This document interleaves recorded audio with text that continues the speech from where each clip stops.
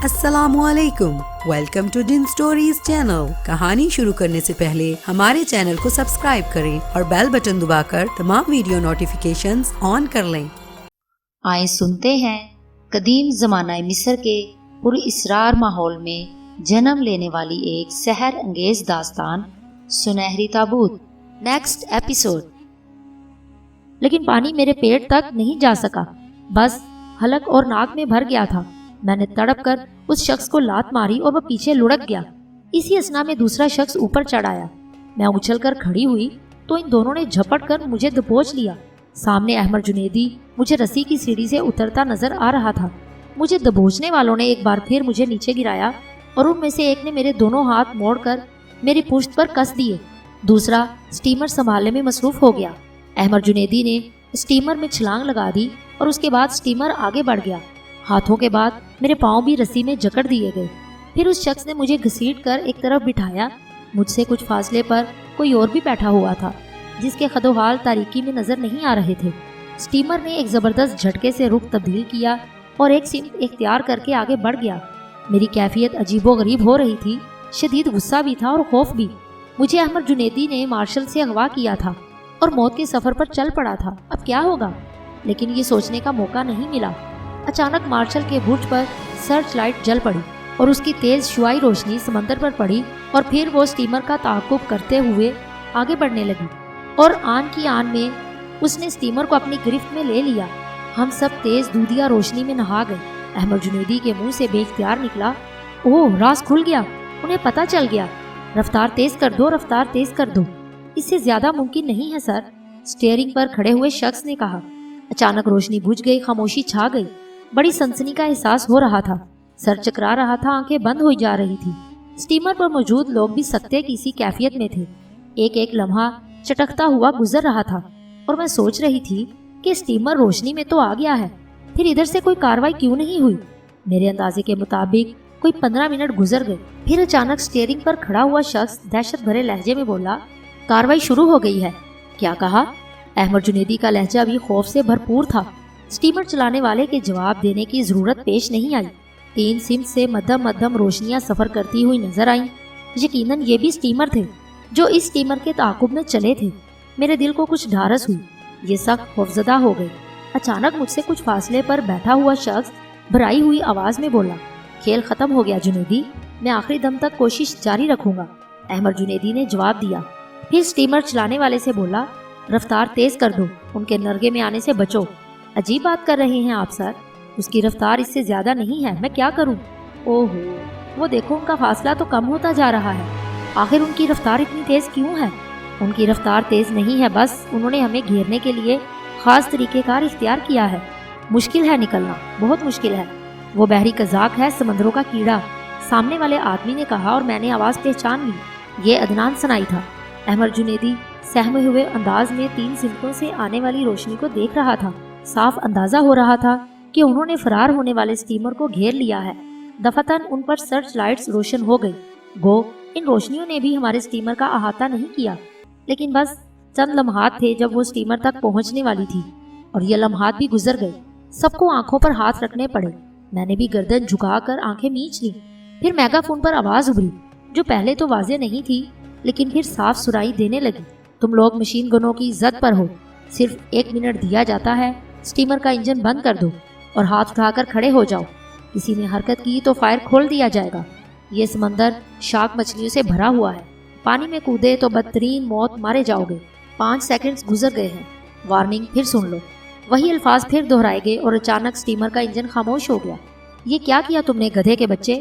احمد جنیدی چیخا۔ آپ کا دماغ خراب ہے مسٹر جنیدی، ہم کتے کی موت مرنے کے لیے تیار نہیں ہیں، سٹیمر چلانے والے کے دوسرے ساتھی نے کہا، اور جنیدی اس کے بعد کچھ نہ بول سکا۔ تینوں سٹیمر ہمیں روشنی کی زد میں لیے ہوئے ہمارے قریب آ گئے۔ پھر ان پر سے رسی اور آنکڑے پھینک کر سٹیمر کے کناروں میں پھنسائے گئے اور اس کے بعد چند افراد سٹیمر پر آ گئے۔ انہوں نے پھرتی سے سٹیمر پر موجود 4 افراد کو قبضے میں لے لیا اور مجھے دیکھ کر ان میں سے ایک نے کہا، او مائی گاڈ، یہ ایک لڑکی کو بھی اغوا کر کے لے جا رہے تھے، کھولو اسے۔ لڑکی ان کے علاوہ اور بھی کوئی سٹیمر پر موجود ہے؟ دوسرے آدمی نے پوچھا۔ میں نہیں جانتی، کوئی اور ہے تمہارے ساتھ؟ پہلے آدمی نے سوال کیا۔ نہیں، اور کوئی نہیں ہے، اس بار عدنان سنائی نے کہا، چلو دوسرے سٹیمر پر۔ جنیدی فرار ہو رہا تھا، اسے بھی سنبھال لیا گیا اور پھر چاروں سٹیمر مارشل کی جانب چل پڑے۔ اوپر جانے کے لیے مجھے بھی رسی کی سیڑھی استعمال کرنی پڑی۔ مارشل پر زیادہ ہنگامہ نہیں ہو رہا تھا، لیکن ڈیک پر سسٹر صوفیہ، وسکن ڈیزل، عسکری اور دوسرے چند افراد کے ساتھ گارساں بھی موجود تھا۔ عسکری ہاتھ اٹھا کر آگے بڑھا، اس نے مجھے سہارا دینا چاہا، لیکن میں نے اس سہارے کو قبول نہیں کیا۔ البتہ سسٹر صوفیہ سے لپٹ گئی اور بری طرح سسکنے لگی۔ تم ٹھیک ہو نا ڈارلنگ، تم ٹھیک ہو نا؟ اس وقت گارساں بولا، کیا یہ لڑکی بھی فرار ہونے والوں میں شامل ہے؟ نہیں کیپٹن، یہ لوگ اسے اغوا کر کے لے جا رہے تھے۔ سٹیمر میں یہ ہمیں رسی سے بندھی ہوئی ملی، ہم نے اسے کھولا تھا۔ تمہارا کیبن نمبر کیا ہے بیبی؟ گارساں نے پوچھا، لیکن میری بجائے سسٹر صوفیہ نے کیبن نمبر بتایا اور بولی، ہم دونوں ساتھ رہتے ہیں، اسے لے جاؤ۔ اس وقت تک اپنے کیبن سے باہر مت نکلنا جب تک میں تمہیں طلب نہ کروں۔ کوئی اور کیبن میں نہ جائے، ان پر پہرا لگا دو۔ Okay captain. ان لوگوں کو نیچے لے جاؤ اور سنو، ان کے لباس اتروا لینا تاکہ… یہ کہہ کر گارساں عجیب سے انداز میں ہنسا۔ احمد جنیدی کے منہ سے ایک آواز نکلی، لیکن گارساں پلٹ کر واپس چل پڑا۔ سسٹر صوفیہ مجھے لے کر کیبن کی جانب چل پڑی۔ کیبن میں داخل ہوتے ہی وہ بے اختیار ہو گئی اور مجھ سے لپٹ کر زاروں کی طرح رونے لگی۔ میرے منہ سے کوئی آواز نہیں نکل سکی، لیکن اس وقت مجھے صوفیہ کی محبت کا احساس ہو رہا تھا۔ یہ احساس کچھ عجیب سا تھا۔ جب ان کا دل ہلکا ہوا تو وہ میرے لیے دوسرا لباس نکال کر بولی، چلو کپڑے بدل لو۔ جی، میں نے کہا۔ پھر جب میں کپڑے تبدیل کر کے باہر آئی تو صوفیہ کنگھے سے میرے بال سنوارنے لگی اور بولی، کیا ہوا تھا نشا؟ کیا ہوا تھا میری جان؟ احمد جنیدی نے مجھے اغوا کیا تھا۔ آخر کیسے؟ یہ کیسے ہوا تھا؟ مجھے دھوکے سے بلایا گیا تھا انکل ڈیزل کے نام پر، لیکن مجھے بلانے والا احمد جنیدی تھا۔ اور پھر میں نے صوفیہ کو ساری تفصیل بتائی۔ وہ چند لمحات خاموش رہنے کے بعد بولی، تمہیں دیر ہو گئی تو میں پریشان ہو کر عرشے پر گئی، وہاں کچھ کاروائی ہو رہی تھی۔ مجھے شبہ بھی نہیں تھا کہ تمہارے ساتھ کچھ ہوا ہے۔ میں اس کاروائی کو نظر انداز کر کے تمہیں تلاش کرتی رہی۔ تب اچانک ہی مجھے مسٹر ڈیزل ملے۔ انہوں نے بتایا کہ کچھ لوگ ایک سٹیمر لے کر فرار ہوئے ہیں۔ میں نے بے قراری سے تمہارے بارے میں پوچھا تو وہ دنگ رہ گئے اور پھر کہیں دوڑے چلے گئے۔ میری سمجھ میں کچھ نہیں آ رہا تھا۔ تمہاری تلاش میں ناکام ہو کر میں وہاں کھڑی ہو گئی اور پھر مجھے بالکل علم نہیں تھا کہ تمہارے ساتھ کوئی واقعہ پیش آیا ہے۔ اب مجھے یقین ہو گیا نشا، خدا کی قسم، اب مجھے یقین ہو گیا ہے۔ کیا؟ میرے باپ، میرے مالک، میرے رہنما، میرے دیوتا، ایک ہمدانی کے ساتھ وہ وحشیانہ سلوک احمد جنیدی نے ہی کیا ہے، اور اب میں اس سے انتقام لوں گی۔ ہمدانی میرا باپ تھا، وہ میرا رہنما تھا۔ اس نے مجھے نئی زندگی سے روشناس کروایا تھا۔ صوفیہ شدید جذبات کے عالم میں خاموش ہو گئی، اور وہ کمبخت بھیڑ کی کھال میں بھیڑیا، وہ لنگڑا پروفیسر، وہ بھی یقیناً اس سے مختلف نہیں ہوگا۔ میں نے دانت پیس کر کہا۔ سسٹر صوفیہ نے کوئی جواب نہیں دیا تھا۔ پھر ہم دونوں بہت دیر تک خاموش رہے۔ اس کے بعد سسٹر صوفیہ بولی، میرا خیال ہے اب نہ تو کسی کو ہمارے پاس آنے دیا جائے گا، نہ ہم باہر جا سکیں گے۔ گارساں سخت اور بااصول آدمی ہے۔ رات گزر گئی، نیند تو بالکل نہیں آئی تھی۔ ایک لمحے کے لیے پلک جھپکتی تو خود کو پانی میں ڈوبتا محسوس کرتی اور دہشت زدہ ہو گئی۔ پھر صبح کو سسٹر صوفیہ نے تجربہ کر کے دیکھ لیا۔ وسکن ڈیزل کی تلاش میں باہر نکلی تھی، لیکن انہیں دروازے پر روک دیا گیا۔ آپ کا ناشتہ ابھی آ رہا ہے میڈم، براہ کرم آپ باہر نکلنے کی کوشش نہ کریں۔ میں برابر والے کیبن میں جانا چاہتی ہوں۔ آپ اپنے کیبن کا دروازہ بھی اس وقت تک مت کھولیں جب تک کیپٹن سے ملاقات نہ کر لیں، جواب ملا۔ ناشتہ تھوڑی دیر کے بعد آ گیا۔ کیپٹن گارساں نے دن کے 12 بجے مجھے طلب کیا۔ کھلی عدالت لگائی تھی اس نے۔ تمام مسافر عرشے پر جمع تھے۔ درمیان میں احمد جنیدی، عدنان سنائی اور وہ دونوں افراد موجود تھے جنہوں نے مجھے اغوا کیا تھا۔ ان کے ہاتھوں میں ہتھکڑیاں پڑی ہوئی تھیں، اوپری بدن بے لباس تھے اور ان کے چہرے دھواں ہو رہے تھے۔ ہمیں گارساں کے سامنے پیش کیا گیا۔ کچھ فاصلے پر رشاق عسکری کے ساتھ کھڑا ہوا تھا۔ اس کے چہرے پر تمسخرانہ انداز کے آثار تھے۔ کیپٹن گارساں نے پر احترام انداز میں مجھے مخاطب کیا اور بولا، معزز خاتون، آپ سے چند سوالات کروں گا، براہ کرم سچ جواب دیجیے گا۔ جی، میں نے آہستہ سے کہا۔ فرار کے منصوبے میں آپ کا کتنا حصہ تھا؟ مسٹر گارساں، میں کسی فرار وغیرہ کے بارے میں نہیں جانتی۔ اس شخص نے دھوکہ دے کر مجھے عرشے پر بلوایا۔ یہ شخص، میں نے اس شخص کی طرف انگلی اٹھائی جو مجھے وسکن ڈیزل کے حوالے سے عرشے پر لے گیا تھا۔ میں نے گارساں کو پوری تفصیل بتائی اور گارساں نے عدنان سنائی کی طرف رخ کر کے کہا، کیا یہ لڑکی سچ بول رہی ہے؟ ہاں، یہ سچی ہے، عدنان سنائی نے جواب دیا۔ تم اسے کیوں لے جانا چاہتے تھے؟ ہمیں راستے کے انتظامات کے لیے ایک خاتون کی ضرورت تھی۔ احمد جنیدی نے جواب دیا، اسی کا انتخاب کیوں کیا؟ بس ہمیں یہ اطمینان تھا کہ یہ اس نام کا حوالہ دینے سے آ جائے گی، اس کی اور کوئی خاص وجہ نہیں تھی۔ کہاں جانا چاہتے تھے؟ کوئی فیصلہ نہیں کیا تھا، بس ہم زندگی کی جدوجہد کرنا چاہتے تھے، آزادی کے ساتھ، تمہاری غلامی میں نہ رہ کر۔ اور سنو، تم بھی کبھی کوئی منزل نہیں پا سکو گے مائی ڈیئر گارساں۔ مارشل اسی طرح سمندر میں ڈولتا رہے گا، اس کے تمام مسافر آہستہ آہستہ مر جائیں گے۔ ہم زندگی کی جدوجہد کرنے کے لیے فرار ہو رہے تھے، اور کوئی منصوبہ نہیں تھا ہمارا۔ احمد جنیدی نے کہا، یہ جرم ہے میرے دوست، سمندری اصولوں کے مطابق جرم ہے یہ، اور اس کی سزا ہوتی ہے۔ تم نے ایک قیمتی سٹیمر لے کر فرار ہونے کی کوشش کی، گرفتار ہو گئے، اور اگر تمہارے پاس اسلحہ ہوتا تو تم اسلحہ استعمال کرتے۔ خیر، تم نے جدوجہد نہیں کی، اس لیے تمہاری سزا بہت معمولی ہے۔ تم چاروں جہاز کے فرش صاف کرو گے، تمام کیبنوں کے باتھ روم دھو گے، منتظمین تمہاری ڈیوٹیاں تمہیں بتاتے رہیں گے، اوکے؟ ان کی ہتھ کڑیاں کھول دی جائیں، اور ہاں سنو، آخری بات، تعمیل حکم نہ ہوئی تو 10 کوڑے مارے جائیں گے، 3 بار، اور اس کے باوجود حکم عدولی ہوئی تو تمہیں اٹھا کر سمندر میں پھینک دیا جائے گا۔ بس منتشر، گارسا نے دونوں ہاتھ اٹھائے، پھر میری طرف رخ کر کے بولا، کیا یہ سزا مناسب ہے ان کے لیے لڑکی؟ تم اسے قبول کرتی ہو؟ جی۔ اب جاؤ آرام کرو۔ غرض یہ کہ سب لوگ منتشر ہو گئے۔ بعد میں وسکنڈیزل نے بتایا کہ وہی شخص ان کے پاس بھی آیا تھا، اور اس نے کہا تھا کہ احمد جنیدی اس سے ایک خاص موضوع پر بات کرنا چاہتا ہے۔ گڈ۔ پھر میں نے پوچھا، انکل کہہ رہے تھے کہ یہ بدترین سازش تھی، لیکن وہ مجھے ساتھ کیوں لے جانا چاہتا تھا؟ تم؟ سسٹر صوفیہ مسکرا کر بولی، تم مصر کی 6000 سالہ تاریخ کا ایک پراسرار ترین باب ہو۔ کبھی کبھی دل چاہتا ہے سسٹر کہ میں کسی وزنی ہتھوڑے سے اپنا سر پاش کر لوں۔ کیوں؟ تاکہ اس میں جتنے راز پوشیدہ ہیں باہر آ جائیں۔ وقت اپنے ہاتھوں سے اپنی تحریر لکھتا ہے ڈارلنگ۔ نہ جانے وہ کون تھے جو احمد جنیدی اور عدنان ثنائی کا ساتھ دے رہے تھے۔ کوئی بھی ہو سکتے تھے، کرائے کے لوگ یا پھر اس کے فرار کے ہمنوا۔ اس شام جب فضا میں دھندلکے اتر رہے تھے، ہم نے رشاق کو برج پر جاتے ہوئے دیکھا۔ وہاں نہ جانے کیا میٹنگ ہوئی ان دونوں میں گہری دوستی ہو گئی۔ ہم دونوں ایک طرف کھڑے یہ سب دیکھ رہے تھے کہ پیچھے سے عسکری کی آواز سنائی دی، ہیلو نشا، مجھے کچھ وقت دو گی؟ کیا مطلب؟ میں تنہائی میں تم سے کچھ باتیں کرنا چاہتا ہوں۔ آخر کیوں؟ میں جھلا کر بولی، پچھلی رات تمہارے ساتھ جو کچھ ہوا وہ میرے منہ پر تمانچہ تھا۔ آپ زبردستی میرے باڈی گارڈ بننے کی کوشش کرتے ہیں عسکری۔ میں صوفیہ سے باتیں کر رہی ہوں، وہ شرمندگی سے بولا اور پھر وہاں سے آگے بڑھ گیا۔ میں نفرت بھری نگاہوں سے اسے دیکھتی رہی۔ مارشل کا بدستور سفر جاری تھا۔ اس وقت شام کے 5 بجے تھے کہ اچانک جہاز کا سائرن بجنے لگا۔ بڑی ہولناک آواز تھی، لوگ بھاگ بھاگ کر عرشے پر جانے لگے۔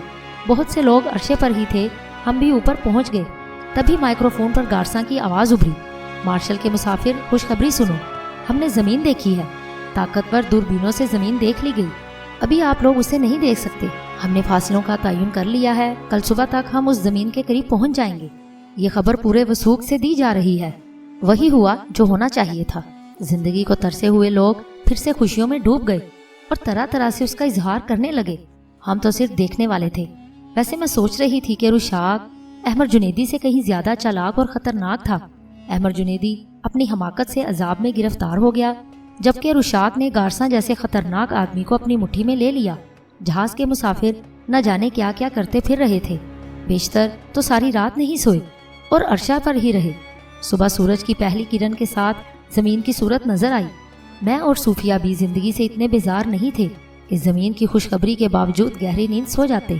ہم نے بھی عرشے پر مسافروں کے ہجوم میں جگہ بنا کر ان ساحلی ٹیلوں کو دیکھا جو بدنما شکل رکھتے تھے۔ ان کے دامن میں کالی چٹانیں بکھری نظر آ رہی تھیں۔ مارشل کی رفتار سست ہو گئی اور ساحل پر نگاہ رکھتے ہوئے سفر کیا جا رہا تھا۔ صوفیہ بھی میرے ساتھ موجود تھی۔ اس نے کہا، کیا خیال ہے نشا، اس جگہ کے بارے میں کیا کہتی ہو؟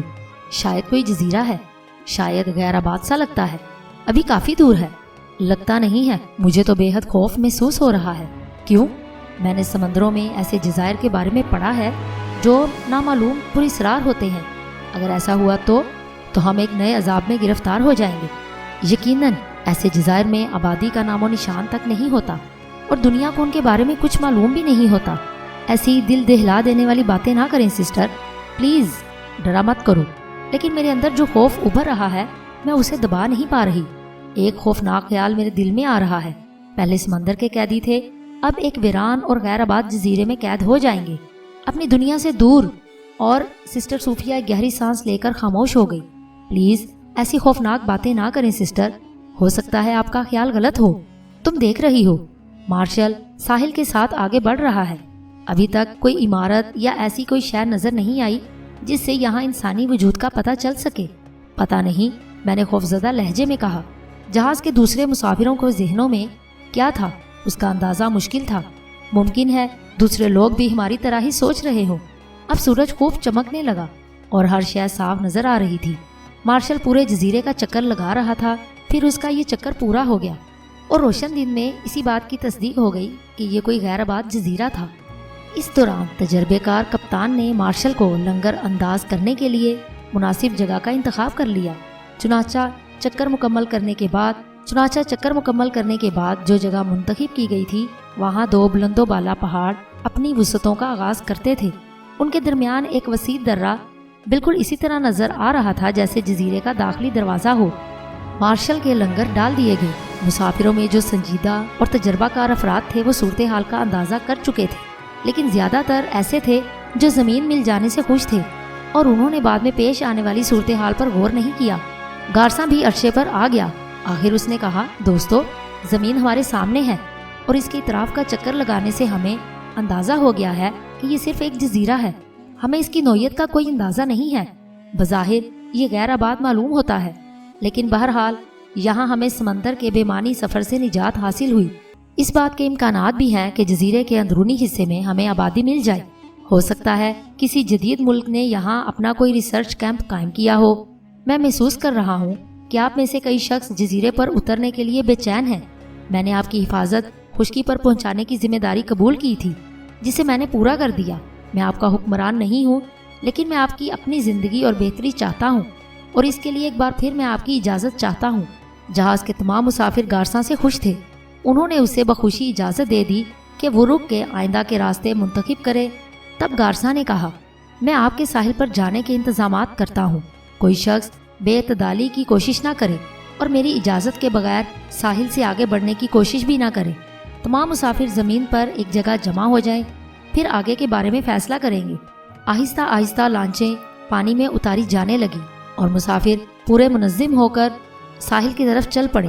گارساں بے وقوف نہیں تھا۔ عدنان ثنائی، احمد جنیدی اور دونوں پر خاص نگاہ رکھی گئی۔ میں اور سسٹر صوفیہ بھی ساحل پر پہنچ گئے۔ اس خوشی سے انکار نہیں کیا جا سکتا تھا جو زمین پر قدم رکھ کر حاصل ہوئی۔ صوفیہ نے گہری سانس لے کر کہا، خداوند عالم، تو نے انسان کو کیا بنایا ہے؟ کیسا عجیب لگ رہا ہے زمین پر قدم رکھ کے، شارک مچھلیوں کی خوراک بننے سے یا سمندر میں بھوک پیاس کے مرنے سے بچنے کے بعد یہ زندگی اچھی لگ رہی ہے۔ لیکن جی سسٹر، آگے کے بارے میں کچھ نہیں کہا جا سکتا۔ گارساں نے ایک اور بات بھی تو کہی تھی۔ ہاں، کسی ملک کی تجربہ گاہ یا ریسرچ کیمپ کے بارے میں نا؟ ہاں، ممکن نہیں ہے۔ اتنا بڑا جہاز ساحل سے آ لگا ہے اور کسی نے اس طرف متوجہ ہونے کی کوشش بھی نہیں کی، جبکہ یہ ایک فطری عمل تھا۔ سسٹر صوفیہ کی دلیل وزنی لیکن خوفناک تھی۔ میں خشک ہونٹوں پر زبان پھیر کر دوسروں کو دیکھنے لگی۔ عسکری، وسکن ڈیزل، رشاک وغیرہ بھی نظر آ رہے تھے۔ پتہ نہیں ان کی سوچیں کیا تھیں۔ سبھی اپنے طور پر اس جزیرے کا جائزہ لے رہے تھے۔ ایک بار پھر صوفیہ کی آواز ابھری، نشا جان۔ میں نے چونک کر صوفیہ کو دیکھا۔ اس کے چہرے کی پلاہٹ بتا رہی تھی کہ وہ حد سے زیادہ خوف زدہ ہے۔ مجھے اس پر رحم آنے لگا۔ میں نے اس کے بازو پر ہاتھ رکھا اور اس سے کہا، مجھے معاف کرنا، میں تمہیں بہت پریشان کر رہی ہوں۔ آج ایسے کیوں کہہ رہی ہو؟ سسٹر، میرے لیے یہ شرمندگی کافی ہے کہ آپ میری وجہ سے اس مصیبت میں پھنسی ہیں۔ پتہ نہیں مجھے کیا ہو رہا ہے۔ یہ جزیرہ مجھے اس ہولناک سمندری سفر سے زیادہ خوفناک لگ رہا ہے۔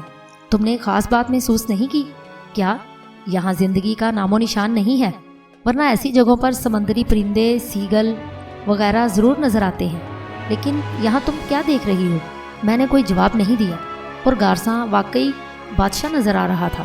اس نے 10-10 آدمیوں کے گروپ بنائے اور انہیں اس راستے کی طرف روانہ کر دیا۔ یہ گروپ کا ایک دوسرے سے 100 گز کا فاصلہ رکھا گیا تاکہ باقاعدہ اور محتاط طریقے سے پیغام رسائی ہو سکے۔ باقی لوگ ساحل پر اتر کر بیٹھ گئے اور دوسرے امور سر انجام دیے جانے لگے۔ مارشل پر گارساں کے ایسے ساتھی موجود تھے جو اسلحہ اور خوراک کی حفاظت کر رہے تھے۔ آخرکار روانہ ہونے والے گروپوں کی طرف سے خبریں موصول ہونے لگیں، جن کا لب لباب یہ تھا، جزیرے کے دوسری طرف کھجوروں کے جنگل میں فضا میں جو میٹھی میٹھی کھجوروں کی خوشبو پھیلی ہوئی ہے وہ اسی وجہ سے ان کی جھاڑیوں میں پیلے پیلے سنگروں جیسے پھلوں کے جھاڑ بکھرے ہیں۔ اسی طرح پرندے موجود ہیں، بڑے جانور نظر نہیں آئے، زیادہ تر بڑی سی بھوری چٹانیں نظر آ رہی ہیں، کہیں کوئی انسانی وجود یا عمارت بھی نظر نہیں آئی۔ جزیرہ غیر آباد ہے۔ گارسا نے اعلان کیا، ہمارا دوسرا عمل یہ ہوگا کہ ہم پہاڑ کے دوسری طرف منتقل ہو جائیں، جہاز کی اہم خوراک کو محفوظ رکھا جائے۔ کھجور مکمل غذا ہوتی ہے، ان پھلوں کا عملی تجربہ کیا جائے گا، پہلے کچھ دیر آرام کیا جائے گا، پھر دوسرے فیصلے کیے جائیں گے۔ جزیرے کے مسافر چل پڑے، ہم بھی انہی میں شامل تھے۔ صورتحال بڑی غم انگیز تھی، ہر چیز سے نفرت محسوس ہو رہی تھی۔ صوفیہ یہاں آ کر حوصلہ ہار گئی، رات کو وہ سسک کر رو پڑی۔ میں اسے دلاسا دینے لگی، مجھے یہ معلوم نہیں تھا کہ ہمارے پیچھے عسکری بھی موجود ہے۔ خود کو سمجھائیے میڈم صوفیہ، آپ نے بہت بڑی ذمہ داری قبول کی ہے۔ میں نے چونک کر پیچھے دیکھا اور میرے دل میں شدید نفرت پیدا ہو گئی۔ تم ہمارے سر پر کیوں مسلط رہتے ہو؟ یہاں سے دور چلے جاؤ۔ یہاں آ کر تو ہم خود بخود ایک دوسرے سے دور ہو گئے ہیں، رہنے کی ضرورت نہیں پیش آئی۔ تھوڑے دن گزر جانے دیں پھر دیکھیے، تھوڑے دن گزر جانے دیں پھر دیکھیے لوگ کس طرح ایک دوسرے کے التفات کو ترسیں گے۔ اس کے باوجود میں تم سے رجوع نہیں کروں گی۔ دوسری بات، اگر اشاق نے تمہاری ڈیوٹی مجھ پر لگا رکھی ہے تو اسے بتا دینا کہ جو کچھ میں اسے بتا چکی ہوں اس سے زیادہ مجھے کچھ بھی معلوم نہیں۔ اسے مایوسی ہوگی۔ تمہارا شکریہ نشا، تمہارے طرز عمل نے میرے احساس شرمندگی میں کمی کر دی ہے۔ میں نے اپنی غربت مندی پریشانیاں دور کرنے کے لیے رشاق سے رجوع کیا تھا، بعد میں تم سے محبت ہو گئی تو اپنے عمل کو گناہ سمجھ کر اس کا کفارہ ادا کرنے میں مصروف ہو گیا، لیکن اب میں مظلومیت کی منزل میں داخل ہو گیا ہوں۔ تم اب زیادتی کرنے لگی، ٹھیک ہے اب میں تمہارے قریب نہیں آؤں گا۔ وہ اپنی جگہ سے اٹھا اور وہاں سے آگے بڑھ گیا۔ گارسا اب بھی سارے انتظامات سنبھالے ہوئے تھا، کھانے وغیرہ کا بندوبست اسی باقاعدگی سے کیا گیا، کھردری زمین پر بیٹھنے کا تجربہ بھی کیا، لیکن وقت سب کچھ کروا لیتا ہے۔ جوں رات بھگتی جا رہی تھی، فضا میں سردی اترتی جا رہی تھی، ہوا مدھم لیکن خشک تھی، پھر پتہ نہیں کیسے نیند آ گئی۔ صبح جاگی تو جسم اکڑا ہوا تھا، بدن میں درد ہو رہا تھا۔ چائے پینے دی گئی جس کے ساتھ 2 بسکٹ تھے۔ ناشتے کے بعد لوگ ٹولیاں بنا کر جنگل میں چلے گئے۔ گارسا کہیں نظر نہیں آ رہا تھا۔ جنگل میں دور تک نکل جانے والے جب واپس آئے تو کوئی اچھی خبر نہیں لائے۔ انہوں نے تصدیق کی کہ جزیرے پر کوئی آبادی نہیں ہے۔ میں نے صبر و سکون سے یہ خبر سنی۔ گارسا نے خوراک پر سختی شروع کر دی۔ پہلے پھل اور کھجوریں خوراک کا حصہ بنائیں گے۔ شام کو وسکن ڈیزل ہمارے پاس آ بیٹھا اور اس نے کہا وہ مشکل مرحلہ آ گیا ہے جس کے آگے میری سوچ کے دروازے بند ہوتے ہیں۔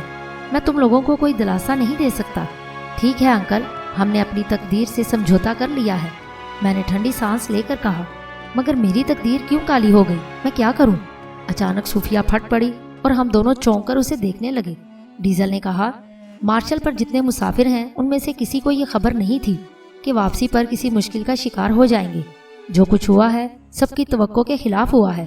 جھنجھلاہٹ کا شکار ہونے کی بجائے تقدیر کے فیصلے کا انتظار کرو۔ ہاں، کالی تقدیر کے فیصلے کا انتظار، صوفیہ نے نفرت بھرے لہجے میں کہا۔ میں حیران بیٹھی تھی۔ وسکن ڈیزل نے اٹھتے ہوئے کہا، اس کے باوجود خود پر کنٹرول رکھے میڈم صوفیہ، ہو سکتا ہے تیسری کوئی صورت نکل آئے۔ آپ نے زبان پر تالے کیوں لگا رکھے ہیں مسٹر ڈیزل؟ آپ ہمیں کیوں نہیں بتاتے کہ آپ کو آئندہ کیا کرنا تھا؟ آپ یہ کیوں نہیں بتاتے کہ ہارون دانش نے ہمیں آپ کے پاس کیوں بھیجا تھا؟ عجیب پراسرار کھیل چل رہا ہے۔ زندگی بار بار موت سے ہمکنار ہو رہی ہے اور اس راز کا انکشاف نہیں کیا جا رہا جس کے لیے یہ سب عذاب مول لیا گیا ہے۔ صوفیہ نے کہا، اس راز سے تمہارا کوئی تعلق نہیں ہے بیبی۔ ڈیزل نے تحمل سے کہا، وہ تو میں بھی جانتی ہوں، مگر کیا کروں، پاگل پن سوار ہو گیا تھا، دیوانی ہو گئی تھی، لیکن جو ہونا تھا وہ ہو چکا، مجھے آگے کا حال معلوم ہونا چاہیے۔ صوفیہ نے جنونی لہجے میں کہا، تمہاری مختصر عقل کچھ نہیں سمجھ پائے گی، اوکے؟ ڈیزل نے کہا اور وہاں سے آگے بڑھ گیا۔ صوفیہ کے چہرے پر شدید غصے کے آثار تھے۔ میں نے آہستہ سے کہا، سسٹر، سوری نشا، ویری سوری، بس بہت ہو گیا، اس سے زیادہ کچھ ممکن نہیں ہے، سوری۔ وہ اپنی جگہ سے اٹھ کر آگے بڑھ گئی۔ سسٹر پلیز، میں نے روندی ہوئی آواز میں کئی بار اسے پکارا، لیکن صوفیہ تیز تیز قدم اٹھاتی کافی دور چلی گئی اور پہلی بار میری آنکھوں سے آنسو گرنے لگے۔ میں خوب روئی، پھر خود ہی چپ بھی ہو گئی۔ رونے والوں کو کوئی دلاسا نہیں دیتا۔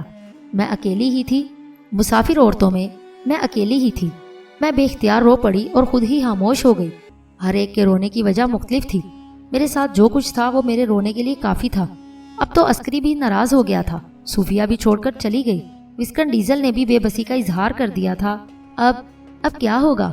دماغ پر شدید بحران سوار ہو گیا۔ ہر شے سے وحشت ٹپکنے لگی۔ اپنی جگہ سے اٹھی اور اضطراری طور پر کسی سنسان گوشے کی تلاش میں چل پڑی۔ آس پاس ابھی تک کسی درندے کی موجودگی کے نشان نہیں ملے، اس لیے مارشل کے مسافر کسی خوف کے بغیر دور تک نکل جاتے تھے۔ اس وقت دور دور تک لوگ بکھرے نظر آ رہے تھے۔ میں کسی سنسان اور پرسکون گوشے کی تلاش میں تھی، چنانچہ کافی دور نکل آئی۔ ہر طرف کھجوروں کے درخت بکھرے ہوئے تھے، اس کے علاوہ سرسبز چٹانیں نظر آ رہی تھی۔ میں بے خیالی میں بہت دور نکل آئی۔ ماحول تاریک ہوتا جا رہا تھا۔ ایک چٹان کے دوسری طرف پہنچی تو کسی کی موجودگی کا احساس ہوا۔ غور سے دیکھا تو احساس ہوا کہ کوئی عورت ہے۔ ایک لمحے کے لیے دل خوف سے دھڑک اٹھا۔ بہت سے وسوسے دل میں جاگے، بھوت، پریت، چڑیل کوئی بھی ہو سکتا ہے۔ ایک لمحے کے لیے سوچا کہ واپس دوڑ جاؤں، لیکن پھر ایک اور خیال آیا، ممکن ہے کوئی ستم رسیدہ عورت ہو۔ جہاز پر ایسے بہت سے مرد اور عورتیں تھیں جن کے پیارے طوفان کی نظر ہو گئے تھے اور وہ تنہا رہ گئے تھے۔ ایسے لوگ اکثر ہوتے نظر آ رہے تھے۔ ممکن ہے وہ بھی کوئی ایسی ہی عورت ہو جو میری طرح تنہائی کی تلاش میں اس طرف آ گئی۔ چنانچہ میں چند قدم آگے بڑھی۔ میرے قدموں کی آہٹ پر عورت نے گردن گھما کر میری طرف دیکھا اور میری جان نکل گئی۔ برف جیسا سفید چہرہ، چمکدار آگ برساتی آنکھیں، شناسہ نقوش، یہ وہی عورت تھی جو مجھے پراسرار طور پر اس مکان میں ملی تھی اور اس نے مجھ سے نفرت کا اظہار بھی کیا تھا۔ میرے قدم جیسے جم کر رہ گئے۔ میں واپس پلٹ کر بھاگنے کی کوشش بھی کرتی تو اس میں کامیاب نہیں ہو سکتی تھی، کیونکہ میرے اعصاب خوف سے شل ہو گئے تھے۔ حالانکہ ماحول تاریک ہو گیا، لیکن اس کے چہرے کے نقوش میں ایک انوکھی چمک تھی۔ اچانک اس کے نقوش تبدیل ہونے لگے اور اس کے چہرے پر نفرت ابھر آئی۔ اس کے سفید دانت چمکے اور وہ ہونٹ سکوڑ کر چٹان کے دوسری طرف کود گئی۔ چٹان خالی ہو گئی۔ میں سکتے کے عالم میں کھڑی تھی۔ اچانک مجھے اپنے پیچھے آہٹ محسوس ہوئی تو میں نے سہم کر گردن گھمائی۔ میں نے ایک اور حیران کن منظر دیکھا۔ وہ رشاک تھا جس نے ایک عجیب و غریب حلیہ بنا رکھا تھا۔ وہ قدیم دور کے راہبوں اور کاہنوں جیسا لباس پہنے ہوئے تھا۔ ہاتھ میں ایک اژدہے کی شکل کا عصا تھا اور سر پر ایک لمبی رنگین ٹوپی جس میں چمکدار پتھر ٹکے ہوئے تھے۔ تبھی اس کی تمتمائی آواز سنائی دی۔ مجھے نہ جانے کیا سوجی، میں اسے نظر انداز کر کے اس چٹان کی طرف دوڑی جس پہ مجھے وہ منحوس عورت نظر آئی تھی۔ اب تک میرے ذہن میں یہ خیال تھا کہ وہ عورت رشاک ہی کا دوسرا روپ تھا، لیکن اس وقت وہ دونوں ہی نظر آ گئے اور میرے تجسس نے ہی میرے اعصاب درست کر دیے۔ میں چٹان کے دوسری طرف پہنچ گئی، لیکن وہاں کوئی نہیں تھا۔ دور دور تک سناٹا پھیلا ہوا تھا۔ میں وہیں کھڑے ہو کر ادھر ادھر دیکھنے لگی۔ ایک بار پھر قدموں کی آہٹ سنائی دی۔ آنے والا رشاک ہی تھا۔ وہ میرے پاس آ کر کھڑا ہو گیا۔ مشکل ہے، اس نے پراسرار انداز میں کہا اور میں خاموشی سے اسے دیکھنے لگی۔ پھر وہ بولا، وہ جا چکی ہے۔ کون ہے وہ؟ میں نے سوال کیا۔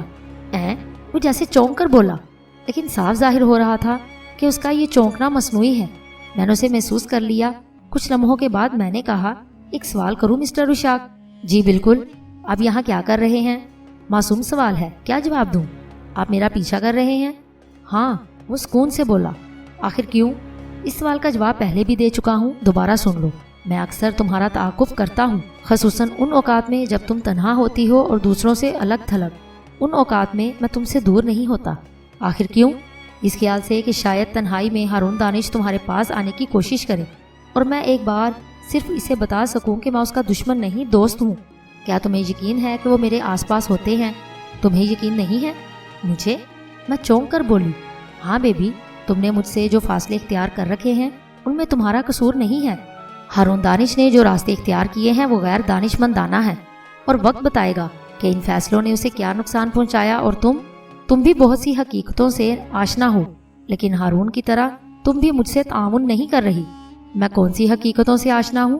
کیا تمہیں یہ بات معلوم نہیں کہ البرونوس کی تحویل میں موجود تابوتوں میں ہارون دانش اور تمہاری ماں کے تصوراتی جسام موجود ہیں؟ میری ماں؟ میرے منہ سے جیسے حسرت بھری سسکی نکل گئی۔